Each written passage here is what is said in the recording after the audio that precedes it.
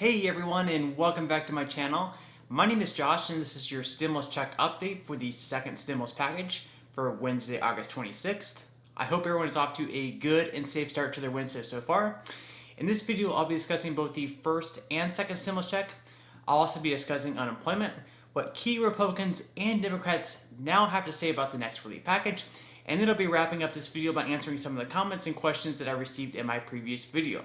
But first, if you wouldn't mind real quickly liking this video, giving me a big thumbs up. It really just helps with the YouTube algorithm in terms of pushing this video out to other viewers like you, and hopefully helping other people like you as well.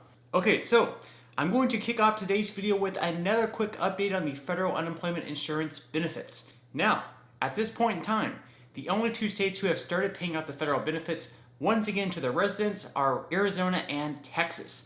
Those two states are ahead of the curve in that aspect, and we can only hope that some of the other states are soon to join them in the near future. Up on the screen, you'll see the states who have already been approved for the $300 federal plus-up, but haven't yet sent out payments. As I said before, let's hope it's not too much longer before these states begin to pay out the benefits as well. According to the White House, it should only take 1 to 2 weeks for them to begin sending out payments. However, other experts disagree, saying that it could take several weeks for them to begin sending out the benefits once again, so it may vary on a state-by-state basis. Okay, and now you'll see the list of states up on the screen that have either applied for the benefits or are in the process of applying for the benefits. Let's hope that it won't be too much longer before these states either send their applications in or are accepted for the benefits. And finally, here's a list of the states that have not yet applied for the benefits, nor have made much of a commitment whether they will or not. Now, I have to say, this is just a disappointing list. One might even ask, why exactly would a state not apply for the benefits? And to that, I really don't have a good answer to. Some states, such as Florida, had their governor believe they couldn't afford it. Governor DeSantis, for example, said he wants to make sure that there's no legal risk for their state and then be on the hook for it if it were to be challenged in court. He said the state would not be able to afford the extra $100. However, FEMA has since clarified, noting that states do not have to supply an additional $100. People just have to already receive at least $100 in benefits. And, of course, in order for people to receive the $300 weekly federal benefit, they must receive at least $100 in state unemployment benefits. These states absolutely need to get their applications in as soon as possible. They have until September 10th to do so. Otherwise, their residents will no longer be eligible for the weekly $300 plus-up. There's no good reason I can think of why they wouldn't.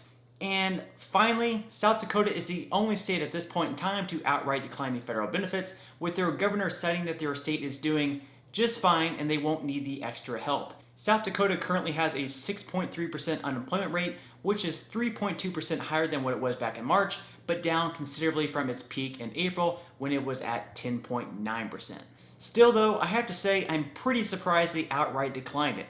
It was probably not the most popular move with those who are still unemployed in the state. Okay, so moving right along to some updates on the next relief package and the second stimulus check. In an interview with CNBC, Republican House Minority Leader Kevin McCarthy said that talks in the next relief package are becoming a political element instead of a policy one that it needs to be. It's becoming Democrat versus Republican, and which side can push their political agenda onto the other one the most. McCarthy then mocked Pelosi for trying to include cannabis into the deal, which he said is something the Democrats crave, even though he's seen no credible studies that show its effectiveness on the virus. He also said that the focus in the next relief package should be on unemployment insurance, PPP, the loan for small businesses, and aid for schools. Now, he didn't specifically mention a second round of stimulus checks in this interview, but it's been widely known that it's already something agreed upon by both sides. McCarthy said the real sticking point at this point in time is over state and local government because Pelosi wants another $1 trillion in funding for state and local government. He said there's already more than $100 billion already sitting there that they could easily provide great flexibility on using. McCarthy also mentioned that there's $1 trillion already appropriated that hasn't been outlaid yet that could be utilized as well. Fortunately though, McCarthy also said that he's confident that the Democrats and the Republicans can come to an agreement on the real issues. He said that both sides know the need for another relief package And even though he's not usually supportive of the House and the Senate coming together, he is in this situation because of the economy. McCarthy said that the two sides need to just stay in the same room until something gets done. Now that I would be in support of as well. The two sides absolutely need to get in the same room and stay there until a deal gets worked out. Like McCarthy said, they need to put politics aside and focus on how the American people can be helped in this situation. On the other side of the aisle, Democrats continue to put the blame on Republicans for not being able to pass the next relief package. House Speaker Nancy Pelosi said whether another bill gets passed will be up to the White House administration and if they stop making their misrepresentations to the American people. Pelosi has continued to mention that over 100 days ago, the House passed the HEROES Act, and the Republicans have not been able to get anything done since then. This bill, of course, would have extended the unemployment benefits, sent out another round of stimulus checks, along with more aid, but it also had a lot of political agendas that the Senate Republicans simply did not like. So, as you can see, the two sides are still playing the blame game. What's new there? Now, I'll be perfectly honest with you. There's absolutely no guarantee of the next relief package ever passing. There's no guarantee we'll ever receive a second stimulus check. It's quite possible the two sides could continue playing this blame game back and forth and never end up passing anything in the next couple of months. Then, eventually, all the stimulus talks would disappear for good. That could definitely happen. I'm not going to deny that. However, whether I'm naive or whatever I happen to be, I'm still a strong believer they'll get this next relief package passed and that we will get a second stimulus check.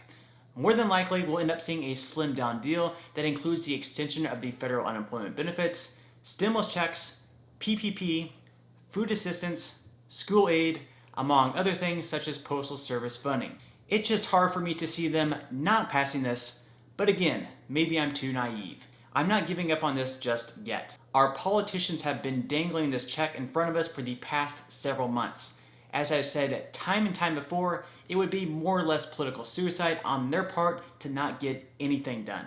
And with elections coming up in less than 3 months, they have to come out of this looking like the good guy. The American people are watching and they know just that.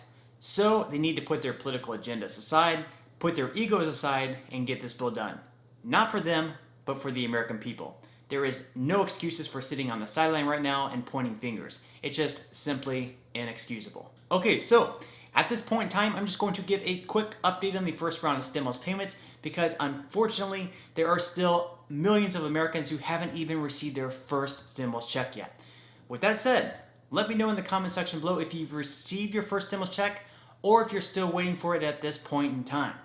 So, if you're still waiting on your first stimulus check, I would recommend that you quickly check your bank accounts this morning. The IRS did go ahead and directly deposit another wave of direct deposits this morning, so check your accounts to see if there is anything in there. Even if you've been checking the payment portal and you continue to see payment status not available, in rare cases, people still end up getting paid even if their payment status never ends up updating. Now, if you checked this morning and still haven't received it, hang in there. The IRS has definitely not forgotten about you. The IRS is going to continue sending out more and more direct deposits over the coming weeks until everyone gets paid, so you'll eventually receive your stimulus payment. I know your patience must be wearing incredibly thin at this point. I know how frustrating it must be, but you will eventually receive your payment. Additionally, if you're on Social Security benefits and haven't yet received the $500 for your dependent children under the age of 17, then you'll have all the way until September 30th to use the non-filers tool to claim them. Once you do so, you should receive the $500 by mid-October at latest, and I would encourage everyone to do just that, because otherwise you'll have to wait all the way until next year to claim the $500 credit on your tax return. Alright, so at this point in time, I'm just going to answer some of the comments and questions that I received in my previous video, and if you have any other comments or questions for me, feel free to leave them in the comment section below. I do try to respond to as many of the comments and questions as I possibly can, but for those comments and questions I'm not able to respond to, I do try to respond to some of the more popular ones in the next video in video form. Okay, so without further ado, let me go ahead and jump into the first comment of today's video, which is from Andy. Andy says, does child support affect the stimulus? Okay, thank you so much for your question, Andy, and at this point in time, I'm not able to say with 100% certainty. In the Democrats' HEROES Act, those with past due child support would not have had their stimulus checks garnished. However, in a proposal by the Senate Republicans in the HEROES Act, those with past due child support would have had their stimulus checks garnished if they had some type of past due child support. So, much like many of the issues between the Democrats and Republicans, there's a clear divide. If I were to take a guess though, I would say that stimulus checks would most likely end up being garnished for those with past due child support, just because they were in the CARES Act and that was a bipartisan bill. It's hard to see that changing if another bill were to pass, but we'll just have to wait and see. Okay, moving right along to the next question of today's video, which is from Kiera. Kiera says, if it gets approved, what amounts do you think we're going to get for dependents? Alright, thank you so much for your question, Kiera. And if the next relief package does get approved and we receive another round of stimulus checks, most likely dependents will receive either $500 or $1,200. I say that because in the Democrats' HEROES Act, dependents were supposed to receive $1,200 regardless of age, and in the Republicans' HEALS Act, dependents, even those over the age of 17, would be receiving $500. So it seems that at the very least, dependents will be receiving $500 and possibly as much as $1,200. This, of course, is very good news because in the first round, many dependents over the age of 17, such as college students, were left out completely from receiving anything. Now, if I were to take a guess, I'd probably go with that lower figure just because they're more than likely going to have a lower budget, but we'll just have to wait and see and hope for the best. Alright, so on that note, I'm going to go ahead and wrap up this video. If you did enjoy the content in this video and you'd like to see more videos like it, please consider subscribing to my YouTube channel. It is completely free to do so and it's a great support to me. Also, if you'd like to receive 2 free stocks from Webull, with the second free stock being valued all the way up to $1,400, please feel free to claim those 2 free stocks by clicking the link in the description box below. And until next time, I'll see you guys and I hope you have a great day today.